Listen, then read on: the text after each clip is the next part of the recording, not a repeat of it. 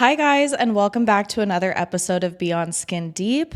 I'm going to be just having a really chill conversation with you guys today because I have some health updates that I know a lot of people have been eager about, and that is the fact that I had surgery. I had all the granulomas on my stomach removed. We were able to get around like 7, 8. It was some questionable pieces of skin. We just took it out anyways, which is awesome. And those have been sent off to pathology. I am still waiting for the results from pathology with mycobacterium, which is the disease that I have in my skin. It takes so long to test for, and unfortunately, a lot of the time you do get false negatives on mycobacterium. And so even if they do come back negative, it isn't like a 100% guarantee that there is an active mycobacterium in my body. But we do know that the mycobacterium is much less active now because over the past 4 months, the medications that I have been taking, I think have essentially stopped the mycobacterium from being able to spread and grow. And that's why many of my granulomas have shrunk, which leads me to talk about the surgery. So my surgery that I just had, I'm almost 2 weeks post-op at this point. And the surgery was amazing because I didn't have to go to sleep. Usually I have to go to sleep for my surgeries. I have to go completely under. And then the granulomas in the past had been so large that we could only take out so many at a time. And I would be left with like these huge chunks of flesh completely carved out of my body and left open. The doctors would never sew me up because, of course, you run the risk of re-abscessing. And it's like a little bit too dangerous whenever the granulomas are big. And so my healing process for my other surgeries was gruesome because I would have to pack all my wounds and stuff a bunch of gauze in there. And it was extremely painful. And I didn't even have nurses coming to the house to help me with wound care because I had just done it so much. And so those recoveries in the past were horrible. This recovery was much different. Everything about this surgery was much different simply because my granulomas had shrunk so much. The surgery was so cool actually because I am laying in the chair and they have some like laughing gas for me. And then there's 2 surgeons. So I have one on my left side and one on my right side. And both of them are removing the granulomas like on each side at the same time. And they give me this laughing gas and they're like, okay, breathe this in and breathe it out. And they start injecting me with lidocaine, which the beginning part was not fun. Like it was painful and it was just uncomfortable. Like I started feeling woozy and I don't really drink, but I felt so drunk. It was such a strange feeling. And at one point I felt like overly drunk and I was like, oh my God, like I don't like this. And I was like seeing black and seeing stars. But that was just the beginning part when they were like injecting my entire stomach full of lidocaine. And after that, I didn't have to huff on the gas anymore. And then they were able to go through with the surgery. And it was so cool being awake during surgery because I just felt like a fly on the wall in an OR. You know what I'm saying? Like the surgeons were having conversations about the cleft lips that they had just fixed in Botswana, and I'm just sitting there like, no way, are you serious? And like other insane surgeries that they had just taken on. The surgeon that ended up operating on me, he is such a cool guy. He likes to take on really difficult cases. And so I'm just sitting there in this chair having my entire stomach operated on while they tell me the coolest stories, and things were over pretty quickly. I would say it was like an hour-long procedure. They stitched me up, and then I went home and I just laid in bed for 2 days. I tried to move as little as possible because we were a little nervous about getting another hematoma, which is where you internally bleed. So just like no movement because we didn't want to internally bleed. And now here I am. I feel pretty good. There's still some soreness in certain areas. I think the area where my granuloma was the largest is where I'm having the most difficulty. But I'm trying not to freak out, and I just want to be really patient while my body takes its time to heal. And then as far as future surgeries, so I do still have some other granulomas left in my body, but literally there's only 3 that I know of left. I have one in my arm, one on my back, and then one on my other arm, and they're kind of like in the same place on each arm. So we'll get that removed in due time, hopefully before the year ends. And then that means that at that point, I would officially be granuloma and potentially mycobacterium free, which leads me to my next point. The mental battle that I have been going through. Like, I talk a lot about my physical health battle, but I think my mental health battle has reached a new phase, something that I don't think I've ever experienced or felt before in this 3-year-long journey. And I have been having a really hard time pinpointing what is wrong, why do I feel this way? And I think this surgery was in a way kind of like the tipping point for me, because now that all the granulomas on my stomach are gone, I'm pretty much done fighting. Like, the end of this 3-year-long fight is here. And so because of that, I feel angry. I feel like I was just completely screwed over. And I feel disappointed that this is where I am at the end of this 3-year-long fight. I'm constantly battling with triggers in my mind. When I see women at the pool or people enjoying their skin freely, I get jealous because I know that, okay, this is the end of this fight for me. I'm never going to have to go back on IV medications with a port in my chest. I'm probably never going to have to deal with the flesh bursting open or any of those things ever again. Like, my fight is over. My physical fight is basically over.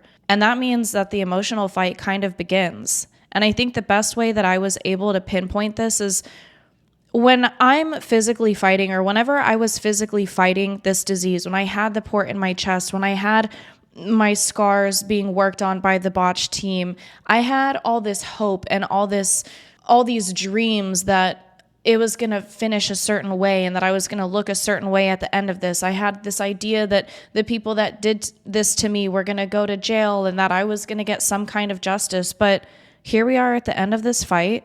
I'm tired of reaching out to people to help me on the justice side. It's not happening. I filled out so many complaints with the Attorney General.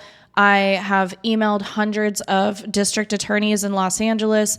I have done everything that I can foresee possible for me to have justice in that regard. And I can't really talk about this with you guys, but the legal case that I had is done. I can't talk about the results, but I can say that there was no justice, and I just feel like I've been completely screwed over. I feel like I'm a victim of a horrible crime that got completely screwed over, and my body is going to be left like this for the rest of my life, and for me to figure out reconstructive wise what my options even are at the end of the day. Like, I'm never going to look normal again or have, perfect skin again. And I have to accept that. I have to accept where this journey has ended at, and that this is the end of my physical fight. So I signed up for therapy. Of course, there's like a 2-week wait, but I'm going to go to therapy because I think I need to understand better what a traumatic experience all of this was, given how long it was too. There's so many components to this. I feel so strange in this body, and I'm having a really hard time accepting it. I need to learn how to accept this body better because I'm going to be in it for the rest of my life. I can't hate this body. I wanted things to be so different. I wanted to grow more on my platform. I wanted to be bigger in body positivity. I wanted to be like a Whitney Simmons. I wanted to feel proud of my scars, but I don't. I hate them. I hate looking at them now. When I was fighting, again, I didn't feel that way towards my body. Whenever I was fighting, whenever I was on the IVs every day, I was just happy to be able to live another day. I was just happy to get through my medications. Things were so much more simple. But now that I'm kind of just left this way and I'm left to carry on my life as a normal person, it's really difficult. One of the things that bothers me most is I got sick when I was 23. I'm 27 now. It's like I blinked my eyes and I woke up and all of this was over. And now I'm at the age where I missed out on the past 3 years of my life and having the same kind of fun that other 24, 25, 26-year-old women usually get. And that's okay. And I can accept that and I can move on from that. But one of the things that really screws with my head also is dating, feeling like a burden to the person that I'm with because of the way my body looks. looking in the mirror myself every day and knowing that I'm no longer sick, but I still look like this. That sucks. Socializing, going out and having fun, feeling comfortable in the clothing that I wear because I don't like my scars right now. I just don't. I wish I felt more positive about them, but I don't. And so I can't really even make the body positivity content that I was making before because it's not accurate. It's fake. And I'm not going to fake anything on social media. If I'm going through a hard time, I have to be honest about the fact that I'm going through a hard time. I've reached a point in my journey where I don't want to wear shirts that say I heart my scars. I don't want to show my scars or force myself to wear a tank top. I went out in public the other day and I wore a tank top and I try to have one conversation with someone and they keep glancing down like quadruple takes at my arms to understand what happened to my scars. And I just broke down afterwards. It made me feel so uncomfortable. I hate feeling uncomfortable in my skin. I hate feeling like I can't be free in my skin. I hate feeling like I'm someone to be embarrassed of, and I hate being embarrassed of myself. At the end of the day, that's such a good way to put it. I feel embarrassed of myself. I feel embarrassed that I had to go through this. Meeting new people is difficult because I have made this my identity through sharing my story on social media, and I don't want this to be my identity anymore. Because it's just not. I had mycobacterium. Now mentally in my head, I have to claim that I no longer have mycobacterium because I'm not going to fight this forever. It's done. And I should be happy about that. And I am happy about that. I'm just not happy about the way the story basically is coming to an end. I feel very conflicted with content creation because, of course, I want to still create content. I love creating content, but I started my content out as a sick girl doing day in the life vlogs as someone hooked up to the IV antibiotics. And it was interesting back then. And now I have this following that was like interested in that kind of content. And I don't have that kind of content to even give anymore. Now I'm entering this like phase of, okay, I need to figure out how to heal. I would like to dress more modestly. I don't want to show my scars off. I would love to do a lot of things. I would love to date without feeling like a burden or somebody who is disgusting to the person that I am dating, or constantly have in the back of my head, oh, this person can do better. Oh, this person can find someone else who doesn't have the same baggage and imperfections that I have. And I even feel the same way with friends, making girlfriends. At this age, like a lot of people haven't been through the similar kind of situation and trauma that I have been through. And sometimes it makes relatability and connecting with people difficult. I pray for nothing more than to find my life partner so that I can have my dream of being a mom and having kids. And I realized in trying to date recently that I'm like so not ready, because I feel like a burden and I don't know at what point I'm supposed to talk about these things. And because I have unraveled this trauma and this thing that has happened to me that is so physically obvious into my identity and my personality, I don't know who I am outside of this disease. That's such a good way to put it. So I need to go figure it out. I knew I was going to be so emotional for this episode because I'm just like having a therapy session with you guys right now. And I know that it's kind of like cringy and vulnerable, but it's the truth. And a big part of my message is self-love and self-acceptance. And that's not because we have it. It's because it is a constant mental battle, and it is constant effort to try to achieve self-love and self-acceptance. And I think we're all on that journey. Some may be further in theirs than others. So I am basically starting a new kind of self-love and self-acceptance journey as a girl that is no longer physically sick with the flesh-eating skin disease. I am somebody who has been left with the consequences of this horrible trauma.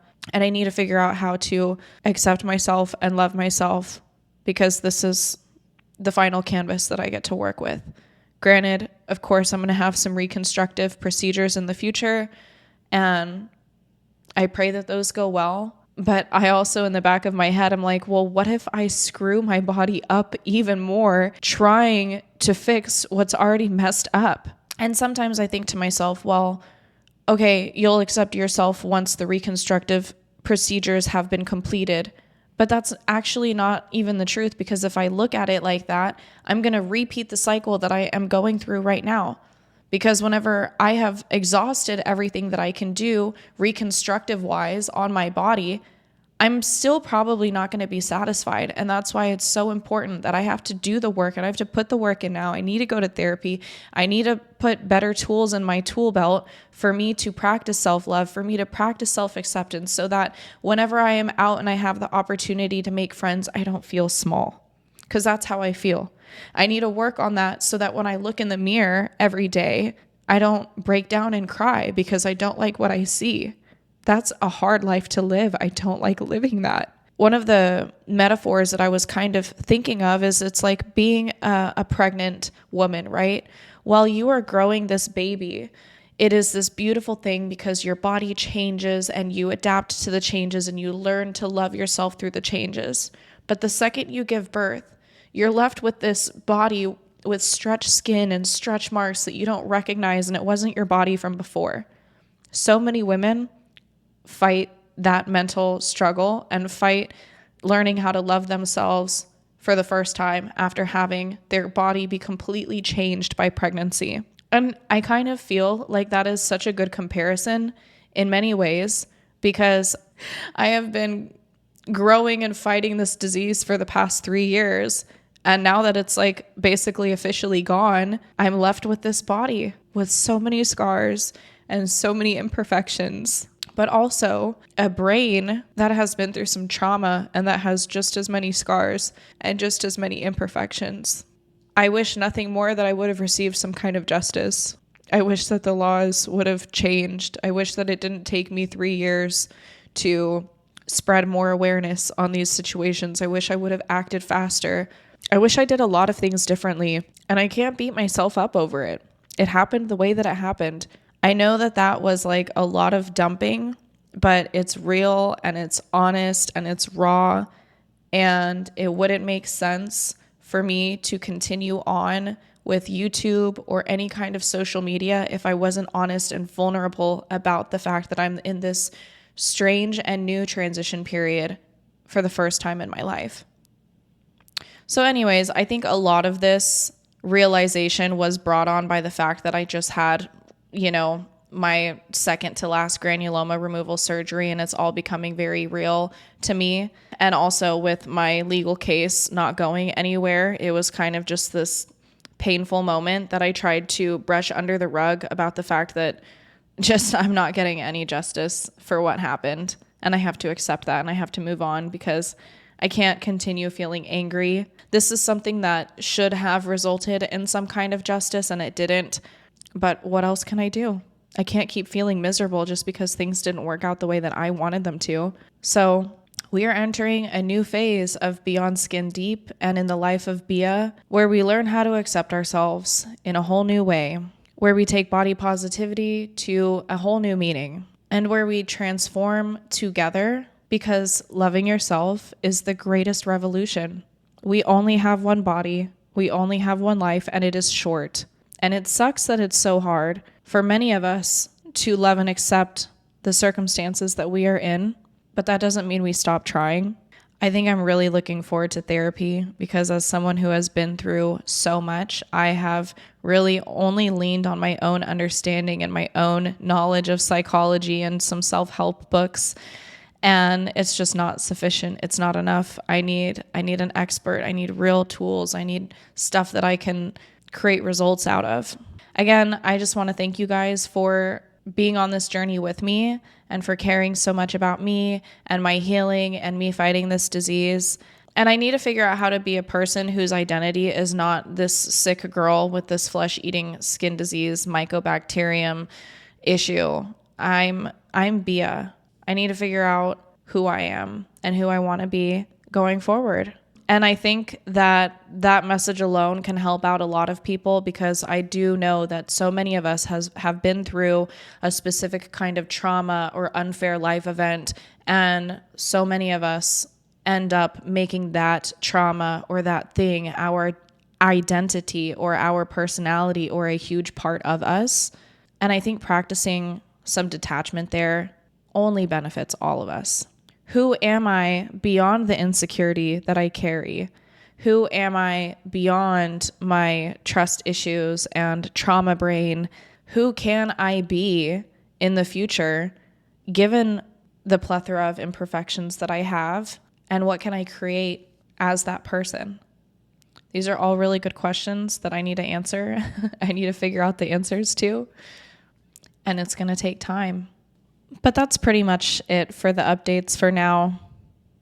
A lot more mental health updates than physical health updates, I guess. But that's the phase that we're in now. Also, don't worry, guys. Not every single one of my episodes is going to be like this. I just wanted this to be like a very real and transparent conversation, something more lax. And next episode, I will definitely be back with some more storytelling, which I absolutely love doing, guys. If you have a story submission for me, you can click the link in the description below and you can submit a story, even if it's like an anonymous story from Reddit. I love the storytelling and I want to really continue to hone in on that. And then if there's any other things that you guys want me to cover and talk about, I am more than happy to do it. So if you liked this episode, please don't forget to give it a like, comment down below for engagement, and turn on the notifications. I'm going to be posting every week for the next year, and I'm sticking to it. That's it for today's episode. Thank you guys. I'll see you next week.